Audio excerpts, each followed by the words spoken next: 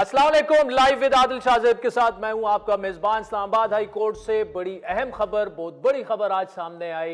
एहतसाब अदालत का फैसला कलअदम करार देते हुए साबिक वजीर आजम और नून लीग के कायद नवाज शरीफ को एवन फील्ड रेफरेंस में बरी कर दिया गया है। इस्लामाबाद हाई कोर्ट में अल अजीजिया और एवन फील्ड रेफरेंसेस की सजाओं के खिलाफ अपीलों पर समाअत हुई और हाई कोर्ट के चीफ जस्टिस जनाब जस्टिस आमिर फारूक और जस्टिस मियां गुल हसन औरंगजेब पर मुश्तमिल डिवीजन बेंच ने समाअत का आगाज किया। इस मौके पर साबिक वज़ीर आज़म नवाज शरीफ लीगल टीम के हमरा पेश हुए और उनके वकला आजम नजीर तारड़ और अमजद परवेज ने अदालत के सामने दलाइल दिए।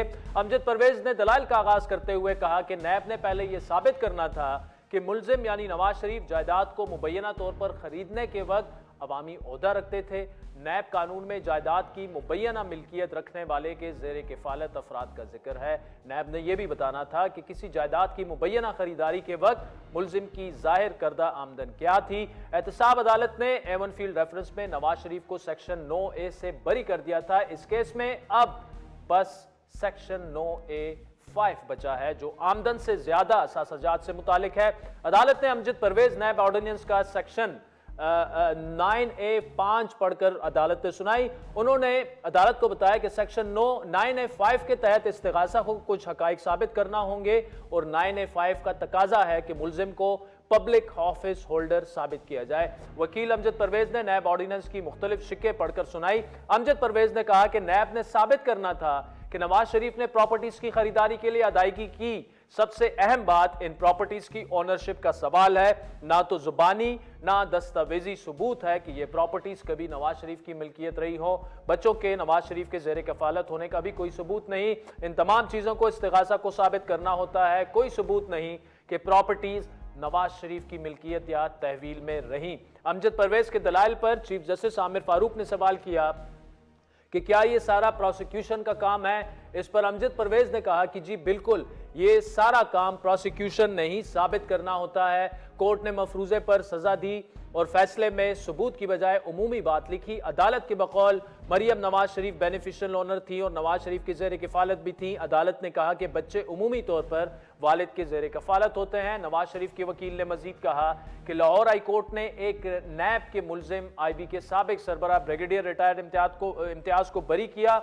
इस बुनियाद पर बरीयत हुई कि मुलजिम की मुबैना जायदादों की कीमत और आमदन का तयन किए बगैर रेफरेंस दायर किया गया था। समाअत के दौरान अमजद परवेज ने मरियम नवाज की हाई कोर्ट से बरीयत का फैसला पढ़कर सुनाया और कहा कि इस्लामाबाद हाई कोर्ट ने एहतसाब अदालत का फैसला कलअदम करार देकर मरियम नवाज को बरी कर दिया था। अदालत ने लिखा था कि इस्तिगासा के मौकिफ को साबित करने के लिए कोई एक दस्तावेज मौजूद नहीं। जस्टिस गुल हसन ने इस मौके पर रिमार्क्स दिए कि इस अदालत ने एक फैसला दिया कि बेनामी के लिए 4 मंदरजात का साबित होना जरूरी है। इन चारों में से एक भी साबित नहीं हुआ तो वो बेनामी के जुमरे में नहीं आएगा। हम समझ रहे हैं रेफरेंस दायर करना नैब की मजबूरी थी।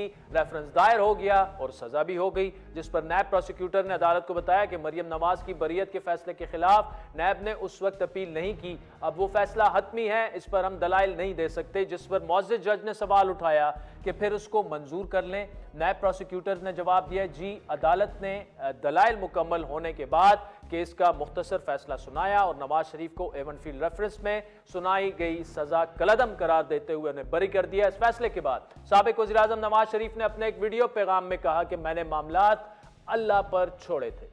आपको आप बरी हो गए। शुक्र जी, अल्लाह ताला का शुक्र है जी। मैंने तो मामलात को अल्लाह पे छोड़ा था, अल्लाह ताला ने आज सुरखुल किया। शुक्र, उस मालिक का शुक्र है। दूसरी जानिब नैब ने फ्लैगशिप रेफरेंस में भी नवाज शरीफ की बरीयत के खिलाफ अपील वापस ले ली। आपको याद दिलाते चले कि इस्लामाबाद की एहतसाब अदालत ने दिसंबर 2018 में अल अजीजिया स्टील मिल रेफरेंस में 7 साल कैद की सजा सुनाई थी, जबकि फ्लैगशिप इन्वेस्टमेंट रेफरेंस में उन्हें बाइज्जत बरी कर दिया गया था। लेकिन 10 साल के लिए किसी भी अवामी ओहदे के लिए नाअहल और तमाम जायदादें जब्त करने और जुर्माना आयद करने का फैसला हुआ था। एहतसाब अदालत के फैसले के खिलाफ नवाज शरीफ ने 2018 में इस्लामाबाद हाई कोर्ट में अपील दायर की थी और बाद अज़ां अदालत आलिया ने अल अजीजिया रेफरेंस मशरूत तौर पर उसमें उन्हें जमानत पर रिहा करने के अहकाम जारी किए थे। इस्लामाबाद की एहतसाब अदालत ने जुलाई 2018 में नवाज शरीफ को एवन फील्ड रेफरेंस में 80 लाख पाउंड और मरियम नवाज को 20 लाख पाउंड जुर्माना किया था और एवन फील्ड अपार्टमेंट जब्त करने का हुक्म दिया था। लेकिन नून लीग के कायद ने मज़कूरा फैसले के खिलाफ भी इस्लामाबाद हाई कोर्ट में अपील दायर की थी। इस्लामाबाद हाई कोर्ट पहले ही एवन फील्ड रेफरेंस में शरीक मुलजिम मरियम नवाज और कैप्टन सफदर को बरी कर चुकी है। नवाज शरीफ को 2018 में अल-अज़ीज़िया रेफरेंस में लाहौर की कोट लखपत जेल में 7 बरस के लिए कैद किया गया था, लेकिन कुछ ही अरसे बाद उन्हें तिब्बी बुनियादों पर इमरान खान साहब की हुकूमत ने लंदन जाने की इजाज़त दी थी। साबिक वज़ीर-ए-आज़म जेल में सेहत की खराबी के बाद नवंबर 2019 में इलाज की गर्ज से लंदन रवाना हो गए थे। अब इस बरियत पर और नवाज शरीफ साहब की जो कानूनी मुश्किलात मुस्तकबिल की हैं, तफसीली गुफ्तगू के लिए हमें ज्वाइन किया है साबिक चेयरमैन सेनेट और मुल्क के मारूफ नामवर लॉयर जनाब वसीम सजाद साहब ने, जबकि आगे चलकर हमें ज्वाइन करेंगे जस्टिस रिटायर्ड शाइक उस्मानी साहब और जस्टिस रिटायर्ड वजूद्दीन साहब। तो नाज़रीन, इन तमाम मामलात पर गुफ्तगू करने के लिए हमें ज्वाइन किया पाकिस्तान के नामवर लॉयर, किसी तारुफ के मोहताज नहीं है, साबिक चेयरमैन सेनेट भी हैं, वसीम सजाद साहब। वसीम सजाद साहब, thank you so much for joining us. Nawaz Sharif साहब जो हैं वो एवन फील्ड रेफरेंस में बरी हो चुके हैं और बहसीयत कानून और सहाफ़त के और सियासत के तालिब इल्म के मेरे जहन में ये सवाल है कि सेम शख्स, एक ही पाकिस्तान का आइन और कानून है, पहले वो कॉन्विक्ट हो जाता है, अभी वो बरी हो जाता है। एक तो आपका इस केस पर आपकी राय बड़ी ज़रूरी है और साथ में ये सवाल भी थोड़ा सा आंसर कर दें कि क्या ये एक बहुत बड़ा सवालिया निशान नहीं है हमारे जुडिशल सिस्टम पर? बात ये है जी कि ये हमारे निज़ाम में एक जब मुकदमा होता है, पहले वो नीचे जिसको ट्रायल कोर्ट कहते हैं जी, और इस केस में अकाउंटेबिलिटी कोर्ट ही ट्रायल कोर्ट होता है। उसमें मुकदमा होता है, उसमें गवाह आते हैं, जिरा होती है, उसमें फिर जज सारे दोनों तरफेन की बात सुन के फैसला करते हैं। तो उसकी अपील जाती है हाई कोर्ट में। हाई कोर्ट में दोबारा गवाह नहीं आते, कोई जिरा नहीं होती, वो जो रिकॉर्ड बन गया होता है उस पे वो बहस करके तो फिर उसका फैसला करते हैं। यानी जो चीज़ नीचे होती है उसको नज़रसानी अब समझ ले, और फिर इसके बाद सुप्रीम कोर्ट में भी जा सकते हैं। तो लिहाजा ये होता है कि एक फैसला एक अदालत ने दिया, दूसरी अदालत उससे इत्तेफाक नहीं करती, वो उस फैसले को बदल देती है। ये भी होता है कि एक शख्स नीचे कोर्ट ने बरी कर दिया हो, ऊपर सज़ा हो जाए। तो ये कोई अनहोनी बात नहीं है कि एक नीचे सज़ा हुई है और ऊपर अदालत ने उनको बरी कर दी है। तो दौरान समात जज साहिबान के कुछ रिमार्क्स से, कुछ उन्होंने जो ऑब्जर्वेशंस की, उससे अंदाज़ा हो रहा है कि उनकी नज़र में ये केस कमज़ोर है।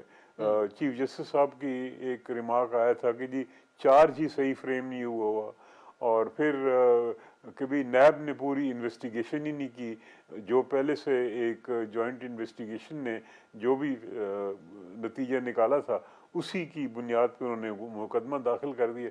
तो इससे अंदाज़ा हो रहा था कि अदालत का रुझान किस तरफ है। तो लिहाजा मैं कोई हैरान नहीं हुआ हूँ इस फैसले से, मुझे तो तवक्को थी कि यही फैसला होगा। ठीक है। अच्छा वसीम सजाद साहब, ये फैसला जब इससे पहले हुआ, नवाज शरीफ वॉज डिसक्वालीफाइड, फिर शाहिद खाकान साहब बने, और इस पूरे मामलात को जो है पॉलिटिकल इंजीनियरिंग से भी जोड़ा जा रहा है कि उसके बाद 18 में RTS फेल किया गया और पूरा सारा। तो नैब का बतौर इदारा जो किरदार है वो क्या हम ये कैसा, और सुप्रीम कोर्ट के बहुत से फैसलों में ये कहा भी गया है कि जी ये नैब जो है अभी तक तो इस्तेमाल ही सिर्फ पॉलिटिकल विक्टिमाइजेशन के लिए हुई है। Would you agree with that? इससे जी इसमें बहुत सारी क्रिटिसिज्म नैब पे हुई है, और अब हमने देखा है कि बहुत से मुकदमात हैं, नैब मुकदमा बनाती है, अदालत में जाते हैं तो अदालत न सिर्फ उनको छोड़ देती है बल्कि नैब पे सख्त तनकीद भी करती है कि उन्होंने अपनी इख्तियारात का गलत इस्तेमाल किया। और दूसरी जो चीज़ है जो बहुत अहम है वो ये है कि नैब की वजह से बिज़नेस बड़ा अफेक्ट हुआ है, और मैंने देखा है कि जो लोग बिज़नेस करते हैं वो घबराते हैं पाकिस्तान में इन्वेस्ट करते हुए, या पाकिस्तान के अंदर जो लोग हैं वो घबराते हैं। यानी कोई भी बड़ा आप देख लें, कोई कंस्ट्रक्शन का ठेका है, कोई और चीज़ है, तो खामखा जब वो आधे में होता है या मुकम्मल हो जाता है तो नैब उसमें मुदाखलत करती है, उनके खिलाफ कार्रवाइयाँ शुरू हो जाती हैं, उनको अरेस्ट कर लिया जाता है। اسی طرح جو بیوروکریسی ہے اور پبلک سرونٹ ہے یا پبلک آفس ہولڈرز ہیں وہ بھی گھبرا گئے ہیں، اور میں دیکھتا ہوں کہ وہ جو ڈیسیشن میکنگ ہوتی ہے جو کہ ہونی چاہیے گورنمنٹ میں اور جلدی ہونی چاہیے، وہ ڈیلے ہو جاتی ہے۔ ہر ایک کی کوشش ہوتی ہے کہ یہ فیصلہ میں نہ کروں کوئی اور کرے، اور گھبراہٹ اسی بات کی ہوتی ہے کہ جی آج ہم فیصلہ کریں گے تو کل ہمارے پیچھے پھر یہ نیب پڑ جائے گی۔ تو اس ضمن میں کچھ ترامیم کی گئی ہیں، اور وہ ترامیم سپریم کورٹ میں ایک بینچ نے کہا ہے کہ یہ غلط ہیں، اس کی اپیل اب سپریم کورٹ کے پاس موجود ہے، اب اس کو دیکھیں کیا فیصلہ کرتے ہیں، اور آئندہ پارلیمنٹ بھی آئے گی تو میرے خیال میں اس پہ ضرور توجہ دے گی کہ نیب کا موجودہ شکل میں ہونا پاکستان کی بزنس کے لیے، پاکستان کی گورننس کے لیے، اور جو پاکستان کے جو ڈیسیشن میکنگ پروسیس ہے اس کے لیے کیا فائدہ مند ہے یا نقصان دہ ہے۔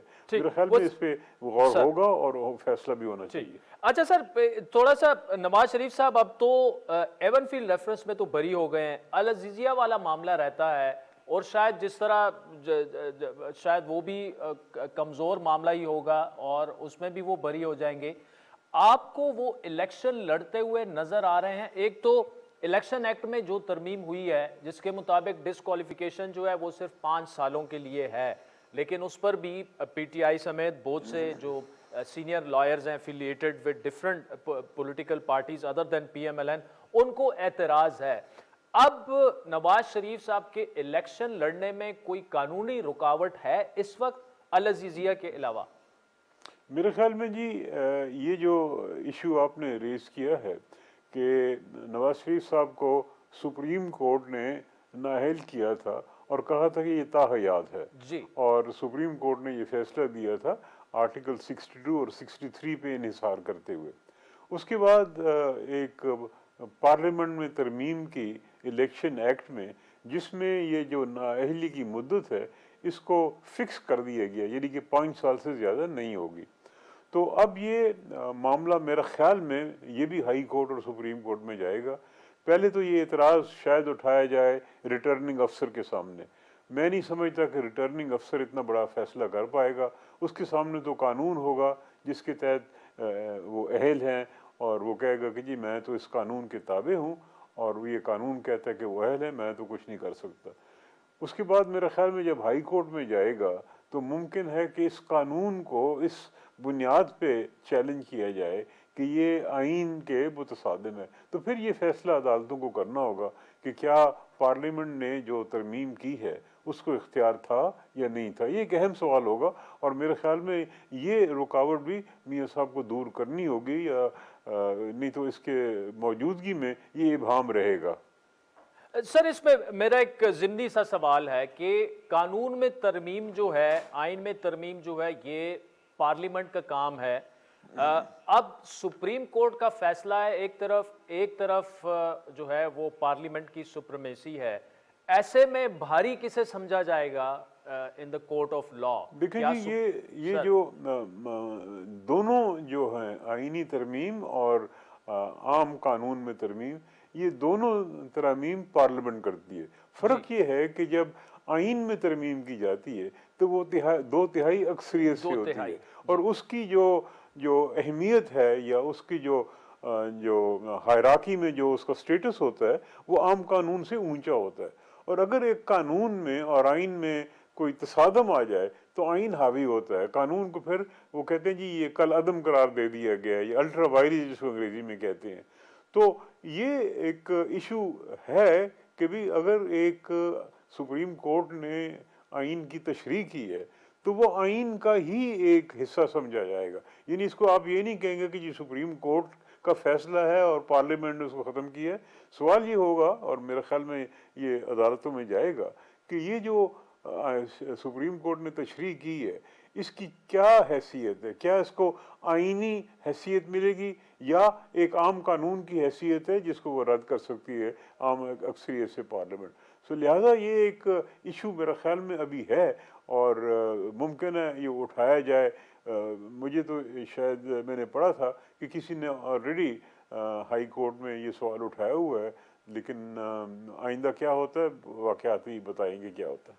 वसीम सजाद साहब, बहुत बहुत शुक्रिया। नाजरीन, पाकिस्तान के नामवर लॉयर और सीनियर सियासतदान हैं नवाज शरीफ साहब के मुस्तकबिल पर गुफ्तगू हो रही थी, क्योंकि हम भी बार बार प्रोग्राम में कह चुके हैं कि मौजूदा जो ग्राउंड सिचुएशन है, जिस तरफ हालात जा रहे हैं, वो पाकिस्तान के अगले वज़ीर आज़म हो सकते हैं, लेकिन कानूनी कदगने जो हैं, जिस तरह वसीम सजाद साहब कह रहे थे, क्या वो आड़े आ सकती हैं? बड़े अहम सवालात हैं। तो वक्त तो चाहता है एक ब्रेक का, जिसके बाद जस्टिस रिटायर्ड शाइक उस्मानी साहब से ये अहम गुफ्तगू जारी रहा।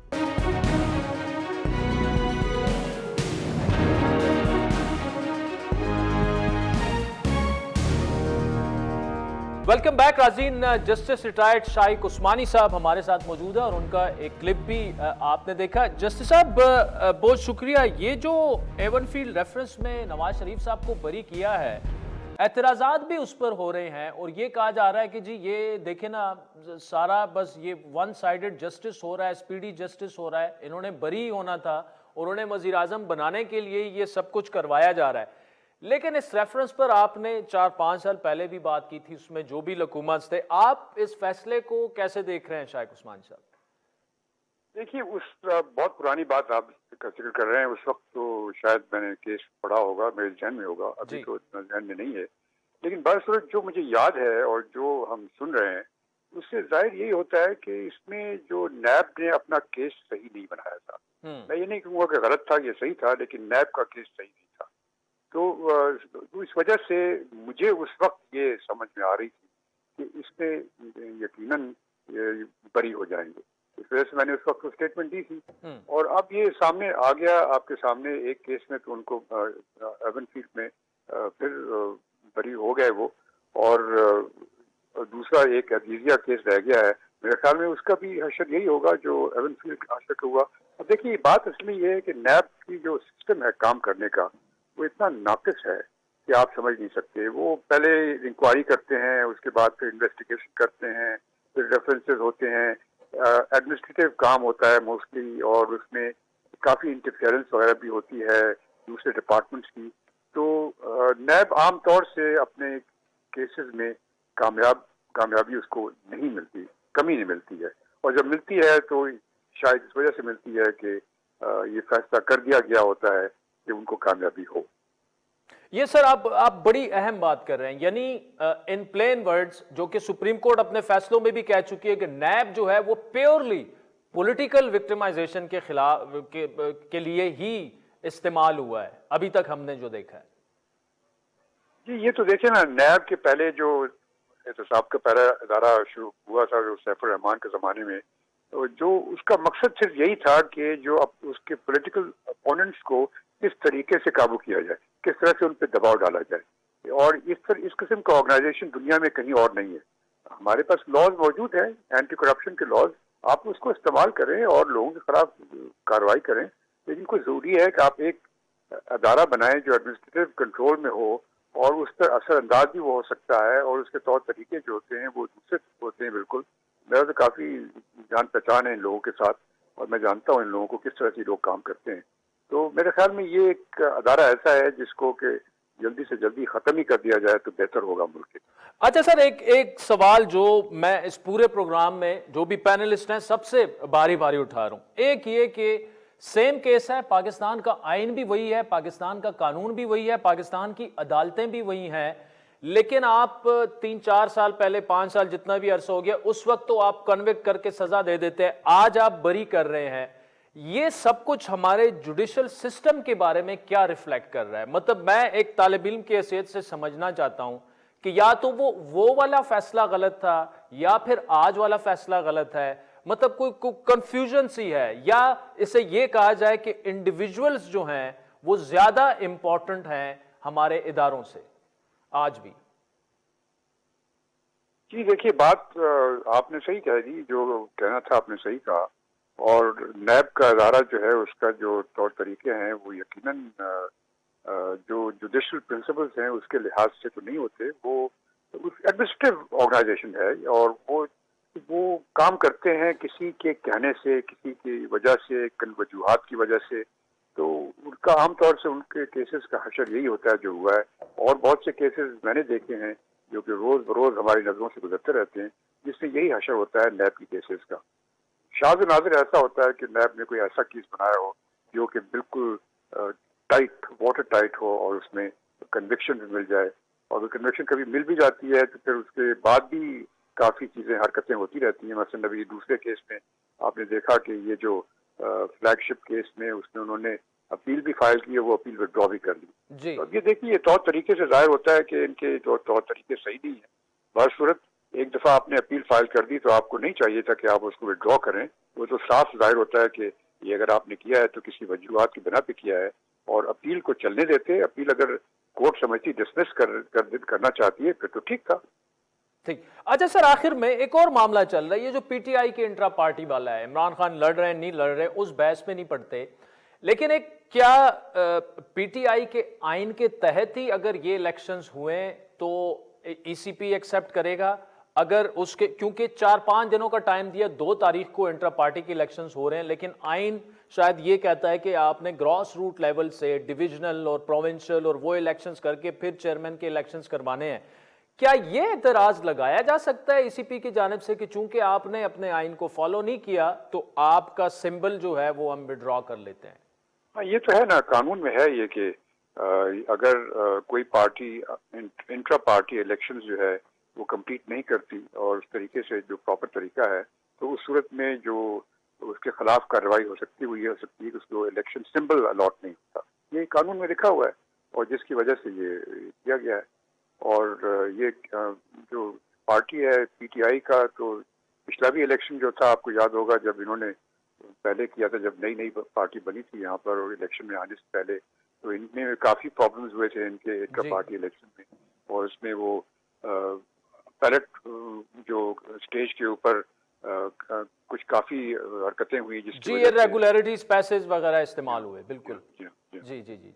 तो उस पर फिर जस्टिस रिटायर्ड वजूद्दीन साहब के वो एक ट्राइब्यूनल वगैरह भी बना, लेकिन कुछ जो उन्होंने रिकमेंड किया वो इम्प्लीमेंट नहीं हुआ था। जस्टिस रिटायर्ड शाइक उस्मानी साहब, always a pleasure having you on the programme. बहुत बहुत शुक्रिया सर। नाज़रीन, वक्त चाहते हैं एक ब्रेक का, जिसके बाद पीटीआई के इंटर इलेक्शंस की बात करते हैं और बड़े खुसूसी मेहमान होंगे जस्टिस रिटायर्ड वजूद्दीन साहब। तहरीक इंसाफ का बड़ा अहम हिस्सा वो रहे हैं और एक ऐसे वक्त में जब पीटीआई का इंट्रा पार्टी इलेक्शन कराया गया उसमें बाकायदा पैसे इस्तेमाल हुए, पैसे दे के उम्मीदवार जो हैं वो इलेक्शंस जीते। फिर उस पर ट्राइब्यूनल बना। जस्टिस वजूद्दीन साहब जो थे वो उस ट्राइब्यूनल का हिस्सा थे और उन्होंने इमरान खान साहब को ये कहा कि चूंकि ये इरेगुलरिटीज हुई हैं तो ये इंट्रा पार्टी इलेक्शंस जो हैं ये आप मनसूख कर दें, ख़त्म कर दें और दोबारा से करें। लेकिन तहरीक इंसाफ में फिर दोबारा उस तरह से नहीं हुआ और वही लोग जो पैसे देकर इंट्रा पार्टी इलेक्शंस में आगे आए थे वही लोग आला हुकूमती ओहदों पर बैठ गए। ये इंटरेस्टिंग गुफ्तगू ब्रेक के बाद जस्टिस रिटायर्ड वजूद्दीन साहब से करेंगे। वेलकम बैक नाज़रीन। तहरीक इंसाफ में -1 हो चुका है। पाकिस्तान तहरीक इंसाफ के इमरान खान के बाद नए चेयरमैन का फैसला भी होगा। अडियाला जेल में कैद चेयरमैन पीटीआई ने पीटीआई के एंट्रा पार्टी इलेक्शन में हिस्सा ना लेने का फैसला कर लिया है और आर्जी तौर पर पुनीर से ताल्लुक रखने वाले बैरिस्टर गोहर को चेयरमैन पीटीआई नामजद किया जाएगा। बैरिस्टर गोहर 2008 में बुनीर की कौमी असम्बली से पाकिस्तान पीपल्स पार्टी के उम्मीदवार थे और 3000 वोटों के फर्क से वो अवामी नेशनल पार्टी के उम्मीदवार से हार गए थे। लेकिन फिर बताया ये गया कि वो चूंकि मारूफ लॉयर थे, एतजाज एहसन साहब से भी काफ़ी वो करीब थे, 2007 की वकला तहरीक में वो फ़आल रहे। गो कि बैरिस्टर गोहर की ये नामजदगी बुरी तौर पर की गई है और चेयरमैन पीटीआई तोशाखाना केस का फैसला आने के बाद अपना ओहदा दोबारा भी संभाल सकते हैं। लेकिन ज़राए के मुताबिक पार्टी चेयरमैन के ओहदे के लिए पीटीआई कोर कमेटी के रहनुमा और वकला टीम 2 हिस्सों में तकसीम हो चुकी है। पाकिस्तान तहरीक इंसाफ की कोर कमेटी की सीनियर रहनुमाओं की राय है कि पार्टी चेयरमैन का ओहदा किसी सियासी रहनुमा को दिया जाए, जबकि कानूनी टीम का यह कहना है कि चेयरमैन का ओहदा जो है आर्जी तौर पर किसी को देकर, वकील को देकर पार्टी बचाई जा सकती है। पीटीआई के इंट्रा पार्टी इलेक्शन के हवाले से पीटीआई के रहनुमाओं के मुतजाद बयानात कल से गर्दिश कर रहे हैं। सबसे पहले शेर अफजल मरवत ने मीडिया से गुफ्तगू में बताया कि chairman PTI intra party election में हिस्सा नहीं लेंगे, लेकिन उसके बाद इस बात की तरदीद पीटीआई के तर्जुमान शुएब शाहीन एडवोकेट ने कर दी, जिनके बकौल अभी तक चेयरमैन پی ٹی آئی کی دستبرداری اور کسی دوسرے شخص کا چیئرمین بننے کا کوئی فیصلہ نہیں ہوا۔ شعیب شاہین کی اس تردید کے جواب میں شیر افضل مروت نے ایک دفعہ پھر تردید ان کی کر دی۔ انہوں نے یہ کہا کہ جو کچھ میں نے انٹرا پارٹی الیکشن کے حوالے سے کہا وہ بالکل درست ہے۔ آج صبح سینئر قانون دان جو کہ اب پی ٹی آئی کا حصہ ہیں لطیف کھوسا نے اڈیالہ جیل کے باہر گفتگو میں بتایا کہ عمران خان نے دو ٹوک الفاظ میں کہا کہ کوئی -1 نہیں ہوگا، میں ہی چیئرمین پی ٹی آئی کا امیدوار ہوں۔ بیرسٹر علی ظفر اور بیرسٹر گوہر کو کوئی غلط فہمی ہوئی ہے۔ کان کھول کر سن لیں سارے، مائنس عمران خان تصور بھی نہیں ہے۔ عمران خان نے ان ساری خبروں کی تردید کر دی ہے۔ There is no question of minus Imran Khan. Imran Khan he chairman P T I رہے گا، رہے گا، اور اس لیے جو بھی کوئی اس قسم کی خبر دے رہا ہے وہ غلط فہمی کی بنیاد پر تو کہا جا سکتا ہے اسے، لیکن جہاں تک فیصلے کا سوال ہے عمران خان ہی پی ٹی آئی ہے اور پی ٹی آئی ہی عمران خان ہے۔ لطیف کھوسا کی اس گفتگو کے بعد سابق وفاقی وزیر قانون اور تحریک انصاف کے رہنما بیرسٹر علی ظفر کے مطابق پی ٹی آئی کے انٹرا پارٹی الیکشن 2 دسمبر کو ہوں گے۔ جب تک عمران خان کے خلاف توشہ خانہ کیس کا فیصلہ نہیں ہوتا اس وقت تک وہ پارٹی الیکشن میں حصہ نہیں لے رہے۔ سو الیکشن جو ہے انٹرا پارٹی الیکشن وہ عارضی طور پہ عمران خان صاحب جب تک ان کا توشہ خانہ کے کیس کا فیصلہ نہیں ہوتا وہ یہ الیکشن نہیں لڑ رہے۔ یہ عمران خان صاحب کے اپنے نامنی ہیں اور یہ ایک عارضی طور پہ جو ارینجمنٹ ہم کر رہے ہیں اس کے مطابق مناسب ہیں۔ میں آپ کے سامنے وہ نام لیتا ہوں جو عمران خان صاحب نے نام بتایا، وہ ہیں بیرسٹر گوہر صاحب۔ بیرسٹر گوہر صاحب جو ہیں ہمارے بہت لیگل ٹیم کے اہم عہدیدار ہیں، ایک رکن ہیں، اور وہ یہ ٹیمپریری جو ان کا ایک نومینیشن ہے وہ اس کو انشاءاللہ پوری طرح نبھائیں گے۔ پارٹی چیئرمین کا عہدہ کسے ملے گا؟ اڈیالہ جیل میں قید چیئرمین پی ٹی آئی دستبردار ہوئے ہیں یا نہیں؟ نیا چیئرمین کون ہوگا؟ کیا نام فائنل ہو چکا ہے یا نہیں؟ پی ٹی آئی کے عہدیداران کنفیوژن کا شکار کیوں نظر آ رہے ہیں اور ایک دوسرے کے بیانات کی تردید در تردید کیوں جاری کر رہے ہیں؟ پہلے انٹرا پارٹی الیکشن جمعے کو کرانے کا اعلان کیا گیا، لیکن آج بیرسٹر علی ظفر نے ہفتہ 2 دسمبر کو انٹرا پارٹی الیکشن کا اعلان کر دیا۔ کل ہمارے پروگرام میں گفتگو کرتے ہوئے پی ٹی آئی کے بانی رکن اکبر ایس بابر کا کہنا تھا کہ انٹرا پارٹی الیکشن کا پروسیس اتنے کم ٹائم میں پارٹی آئین کے مطابق مکمل ہو ہی نہیں سکتا۔ ابھی کیا چیئرمین پی ٹی آئی جو ہیں وہ الیکشن لڑ سکتے ہیں؟ نہیں لڑ سکتے؟ نہیں لڑیں گے تو کون پھر اندر؟ علیمہ خان صاحبہ کا بھی نام لیا جا رہا ہے اور عمران خان صاحب کی بیگم کا بھی نام لیا جا رہا ہے۔ دیکھیے، کبھی آپ نے سنا ہے کہ ایک دن کے اندر پوری پارٹی کا پورے الیکشن جو ہے وہ مکمل ہو جائے؟ یہ معاملہ آج تو نہیں شروع ہوا۔ اگر آپ الیکشن کمیشن کا جو تفصیلی فیصلہ اس کو پڑھیں تو یہ تو انہوں نے پہلے 1 سال کی تاخیر مانگی تھی کہ ہم اپنے کووڈ کی وجہ سے ہم الیکشن نہیں کرا سکے، ہمیں مزید ٹائم دیا جائے۔ پھر اس کے بعد نیشنل کاؤنسل کی میٹنگز کے دعویٰ کیا گیا کہ انہوں نے فیصلہ کیا کہ آئین میں ترمیم ہو گئی ہے۔ اس کی بڑی لمبی تاریخ ہے، یہ کوئی آج کا مسئلہ نہیں ہے۔ الیکشن کمیشن نے 23 ستمبر کو اپنا 13 ستمبر کا محفوظ کیا گیا فیصلہ سناتے ہوئے پی ٹی آئی کے 2022 میں ہونے والے انٹرا پارٹی انتخابات کو کالعدم قرار دیا تھا اور تحریک انصاف کو 20 دن میں انٹرا پارٹی الیکشن کرانے کا حکم دیا تھا۔ یہ پہلا موقع نہیں ہے جب پی ٹی آئی کے انٹرا پارٹی الیکشن میں اندرونی اختلافات کھل کر سامنے آئے ہیں۔ 2013 میں پی ٹی آئی کے انٹرا پارٹی الیکشن میں کافی شکایات سامنے آئی تھیں کہ پیسوں پر irregularities ہوئی تھی، باقاعدہ امیدوار پیسے دے کر انٹرا پارٹی الیکشن جیتے تھے، جس پر چیئرمین پی ٹی آئی نے جسٹس ریٹائرڈ وجی الدین کی جو اس وقت وہ بھی ان میں شامل تھے، انہوں نے ایک ٹرائیبیونل بنایا تھا، باقاعدہ تحقیقات ہوئی تھی اور جسٹس وجی الدین صاحب نے اپنی جو ان کی فائنڈنگ تھی ان کے مطابق پارٹی کے امیر اور سرکردہ لیڈروں کو الیکشن میں دھاندلی کا ذمہ دار انہوں نے ٹھہرایا تھا۔ پیسے لے کر باقاعدہ ووٹ خریدے گئے انٹرا پارٹی میں، انہیں پارٹی سے نکالنے کی سفارش کی تھی اور نئے انٹرا پارٹی الیکشن کروانے کا فیصلہ دیا تھا۔ اور ان سفارشات میں یہ بھی کہا گیا تھا کہ پارٹی کے جنرل سیکرٹری ترین اور وزیر اعلیٰ خیبر پختونخوا پرویز خٹک نے پارٹی میں اپنے عہدے بچانے کے لیے قواعد و ضوابط کی خلاف ورزیاں کی اور اس کے ساتھ ساتھ ووٹ لینے کے لیے پیسوں کا بھی استعمال کیا۔ اس لیے ان سمیت 4 افراد کو پارٹی کے عہدوں سے فارغ کیا جائے، لیکن فارغ کرنا تو دور کی بات، آگے तमाम लोग जो कि इसमें मुलव्विस थे वो तहरीक इंसाफ की हुकूमत में आला ओहदों पर फायज हुए, और जस्टिस वजूद्दीन साहब जो थे उनकी पार्टी रुकनियत मुअत्तल कर दी गई थी, उन्होंने फिर खुद ही पीटीआई से इस्तीफा दे दिया था। तो नाज़रीन, इन तमाम मामलात पर बात करने के लिए हमारे साथ मौजूद हैं जस्टिस रिटायर्ड वजूद्दीन साहब, किसी तारुफ के मोहताज नहीं है। जस्टिस साहब, thank you so much for joining us. Sir, पहले तो आपसे जो नवाज शरीफ साहब का फैसला आया उस पर भी बात करेंगे, लेकिन आप एक ट्राइब्यूनल को हेड कर रहे थे पीटीआई के, जो इंट्रा पार्टी के मामलात थे। अभी एक दफा फिर मौजूद बहस है इंट्रा पार्टी।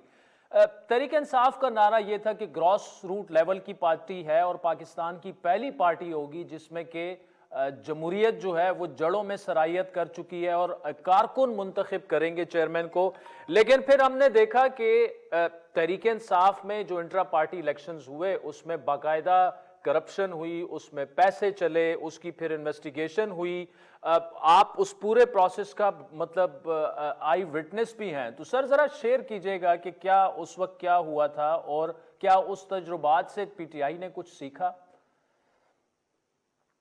देखें, इसमें तो कोई शक नहीं है कि एफर्ट्स हुई पार्टी को डेमोक्रेटाइज करने के लिए, और एक बड़ी एफर्ट उस सिलसिले में हुई।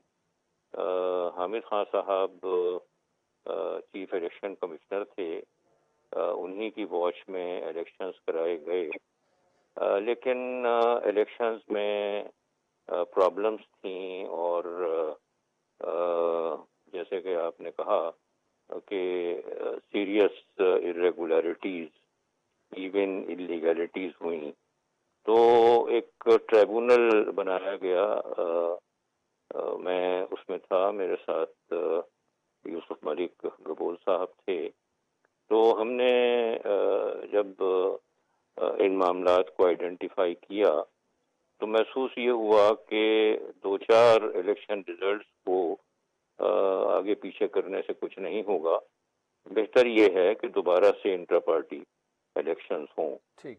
तो वही हमने ऑर्डर्स किए, और जो भी ऑफिस बियरर्स इन प्लेस थे उनको डिसलॉज किया और कहा कि दोबारा से इलेक्शन हो। तो उस वक्त धरना चल रहा था, इमरान खान ने उसको पब्लिकली एक्सेप्ट किया कि ये फैसला आया है और हम इलेक्शंस कराएंगे। अनफॉर्चुनेटली जो वेस्टेड इंटरेस्ट था वो प्रिवेल कर गया, और वही लोग एक डिफरेंट लबादे में और एक डिफरेंट ह्यू एंड कलर के साथ में अपनी जगहों पर विराजमान रहे। कोई ऑर्गेनाइजर कराया, कोई चीफ ऑर्गेनाइजर कराया, इसी तरीके से। तो उसकी इम्प्लीमेंटेशन नहीं हो सकी। नतीजे के तौर के ऊपर ये डिफिकल्टीज जो है ये जारी रहीं, और जो मौजूदा सूरत हाल है वो आपकी नज़र में है। जी, अच्छा जस्टिस साहब, एक तो जो उस वक्त की फाइंडिंग्स थी ट्राइब्यूनल की, और मैं चूंकि उनके उस वक्त के केपी के मामलात को बड़ा कवर भी कर रहा था, देख भी रहा था, वहां तो कुछ उम्मीदवारों ने बाकायदा 5-5, 10-10 हज़ार तक में वोट खरीदा। क्या ये पूरी तफसीली रिपोर्ट इमरान खान साहब को दी गई थी और नाम भी 3-4 दिए गए थे कि यार इन लोगों ने पैसा इस्तेमाल किया, लेकिन उसके बावजूद कोई कार्रवाई नहीं हुई? रिपोर्ट वाली तो बात नहीं होती, ट्राइब्यूनल के तो फैसले हुआ करते हैं जी। ये क्वासाई जुडिशल बॉडीज होती हैं, अब पीटीआई में भी थी। तो वो ऑर्डर्स जो हैं वो सारे इमरान खान साहब को वक्तन फवक्तन कम्युनिकेट होते रहे, और स्पेसिफिक इंस्टेंसेस दी गई कि बड़े हाई लेवल के ऊपर पैसा भी चला, और पूरे के पूरे प्रोविंशियल वोट्स जो हैं वो जिसे कहते हैं कि मैनेज किए गए, खुसूसन वो लोग जो कि बलूचिस्तान से आए हुए थे। तो ये तमाम बातें सारी पार्टी के इल्म में थी, और खुद खान साहब ने इन इरेगुलरिटीज़ को एक्सेप्ट भी किया। और बुनियादी बात जो है वो ये है कि ट्राइब्यूनल उन्होंने खुद ही कायम किया था इन तमाम मामलात की इन्वेस्टिगेशन और फाइंडिंग लेने के लिए। जस्टिस रिटायर्ड वजूद्दीन साहब से नाजरीन ये इंटरेस्टिंग गुफ्तगू जारी रखते हैं, लेकिन एक ब्रेक के बाद। वेलकम बैक नाज़रीन, जस्टिस रिटायर्ड वजूद्दीन साहब हमारे साथ मौजूद हैं। अच्छा जस्टिस साहब, जब ये सब कुछ हुआ तो आप तो बड़े दिल से काम कर रहे थे, और आप तो एज ए जज नहीं बल्कि बिल्कुल आप समझते थे कि ये जो पार्टी है जो इस वक्त पाकिस्तान के मसाइल हैं, एक नौजवान यूथ की पार्टी है और एक क्लीन पार्टी है और एक थर्ड ऑप्शन अवाम के पास आना चाहिए। लेकिन जब ये हुआ और उसके बाद कोई उस पर कार्रवाई नहीं हुई तो एज ए इंडिविजुअल आप हर्ट तो जाहिर बात है हुए होंगे, लेकिन क्या आपको लगा कि ये करने से आपको साइडलाइन कर दिया गया, आपको उल्टा विक्टिमाइज किया गया? यानी वो तो बड़े पावरफुल लोग थे जो पैसों के जोर पर अपने ओहदों पर आते हैं, तो उन्होंने भी काफी कोशिश की होगी कि अब आपको बिल्कुल साइडलाइन कर दिया जाए। देखें, बात यह है कि मेरा तो ज़ाती इंटरेस्ट किसी नौइयत का नहीं था। मैंने पार्टी में ऑफर के बावजूद कोई ओहदा एक्सेप्ट नहीं किया, लेकिन बहरहाल मेरी बात सुनी जाती थी, रिस्पेक्ट उसकी दी जाती थी। तो मुझे साइडलाइन किसी ने क्या करना था, लेकिन ये है कि ये तमाम चीज़ें देख कर के डिसअपॉइंटमेंट ज़रूरी हुई, और फिर I think with in about A years time मैंने पार्टी से इस्तीफा दे दिया और मैं अलग हो गया। ठीक। अच्छा जस्टिस साहब, अभी तहरीक इंसाफ जिस डगर पर आ पहुंची है, क्या आप समझते हैं कि अगर उस वक्त ये चीजें रेक्टिफाई कर दी जाती तो आज इसको तो हम बंद गली भी नहीं कह सकते, मतलब 90% सेकेंड टियर लीडरशिप छोड़ के चली गई, और उनमें वो लोग सबसे पहले छोड़ के गए हैं जो पैसे इस्तेमाल करके उन्होंने इंट्रा पार्टी इलेक्शन में सामने आए थे। तो क्या आज कुछ मतलब सिचुएशन डिफरेंट होती आपकी नजर में? देखें, ये तो तारीख के इफ्स हैं, उनके बारे में क्या कहा जा सकता है, लेकिन एक बुनियादी बात यह है कि अगर आप उसूलों के ऊपर चलते हैं और आपके मामलात ट्रांसपेरेंट होते हैं, तो फिर उसका लाजमी नतीजा कामयाबी होती है, कंटिन्यूटी होती है, क्रेडिबिलिटी होती है। और अगर खुदा न खास्ता डेविएशन हो तो फिर नताइज बिल्कुल उससे मुख्तलिफ होते हैं। तो अगर तो उन बातों पर अमल किया जाता और ये देखा जाता कि लॉन्ग टर्म में इनके बड़े फ़वाइद हैं, लेकिन वेस्टेड इंटरेस्ट पाकिस्तान में बड़ा वेल इंट्रेंच्ड है, और पीटीआई का तो कहना ही क्या है। कौन सी पॉलिटिकल पार्टी ऐसी है इस मुल्क में जहाँ पर के वेस्टेड इंटरेस्ट एंट्रेंच्ड ना हो, और जहाँ पर तमाम काम जो हैं वो ज़ाती मफादात के लिए ना हो रहे हैं। जी नहीं सर, मैं बिल्कुल आपसे एग्री करता हूँ। पॉलिटिकल सिस्टम में वेस्टेड इंटरेस्ट और प्रेशर ग्रुप्स और ये माफियाज और कार्टेल्स यही पाकिस्तानी सियासत पर छाए हुए हैं, यही चला रहे हैं। लेकिन अवाम ने उम्मीदें तहरीक इंसाफ से इसलिए जोड़ी थी क्योंकि वो इन चीज़ों के खिलाफ निकले थे। और फिर जब अब अगर लुकिंग बैक कि एक शख्स अगर पार्टी का ओहदा पैसे देकर खरीदता है और फिर आप जैसे लोग उसको आइडेंटिफाई करते हैं, कुछ नहीं होता, और फिर वही लोग आकर हुकूमत में बैठ जाते हैं और फिर खान साहब दावा करते हैं कि मैंने पाकिस्तान चेंज करना है, तो क्या वो खुद को धोखा दे रहे थे? क्या वो समझ नहीं पा रहे थे कि यार इन लोगों ने तो अपने आप को ही चेंज करना है, यानी अगर कोई करोड़पति है तो वो अरबपति बन जाएगा, मेरा वो ख्वाब पूरा नहीं होगा कि नया पाकिस्तान बनेगा? देखें, बात असल में ये है कि आपने फरमाया कि वही लोग जो हैं वो हुकूमत जब मिली तो मुख्तलिफ ओहदों के ऊपर फायज हुए जी, और जो भी उनके ऑब्जेक्टिव्स थे, जायज़ थे नाजायज़ थे, वो उन्होंने हासिल किए। लेकिन उससे भी बड़ी बात जो है वो ये है कि जब मामलात जो हैं बिगड़े और हवा का रुख बदला, तो यही वो लोग थे जो सबसे पहले जिन्होंने पार्टी को खैरबाद कहा और ग्रीनर पास्चर्स की तरफ मूव कर गए। तो लेकिन खान साहब की जो सोच थी, क्योंकि मैं वहाँ कोर कमेटी के ऊपर भी था और بہت ساری باتیں ایسی تھیں جو ڈسکس بھی ہوا کرتی تھیں. تو ان کی سوچ یہ تھی کہ پاکستانی سیاست میں الیکٹیبلز کے بغیر آگے نہیں جایا جا سکتا, اور جب تک وہ بیساکھیاں نہ ہوں تو آپ پاور کوریڈور سے دور ہی رہتے ہیں.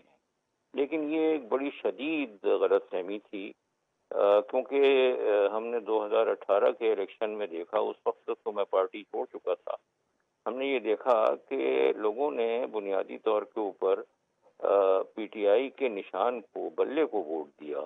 الیکٹیبلز تو تھے, یقیناً ہوا کرتے ہیں ہر الیکشن میں. تو یہ جو ایک سوچ تھی یہ ایک شدید غلط فہمی کے اوپر مبنی تھی, اور نتیجے کے طور کے اوپر پی ٹی آئی کو بھی اس کا نقصان پہنچا, اور عوام کی جو خواہشات تھیں وہ بھی پوری نہیں ہو سکی. ٹھیک سر, آخر میں نواز شریف صاحب جو ہیں آج بری ہو چکے ہیں نیب کے اس ریفرنس میں جو 2016-17 میں وہ ہوا تھا, اور اسے تو مختص کچھ مہینے پہلے تک تو اوپن سیکرٹ بتایا جاتا ہے کہ جی ان کو ڈسکوالیفائی کروایا گیا کسی کو اقتدار میں لانے کے لیے. سر اس میں سوال یہ ہے کہ سیم عدالتیں جو ہیں وہ کچھ اور فیصلے کرتی ہیں چند سال پہلے, پھر وہی آئین اور قانون تو وہی رہتا ہے. What does that reflect about our judicial system کہ کیا آج بھی وہ انڈیویجولز کے تابع ہے, طاقتوروں کے تابع ہے؟ جو وقت جا رہا ہے ہمارا جوڈیشل سسٹم مزید ایکسپوز ہوتا چلا جاتا ہے.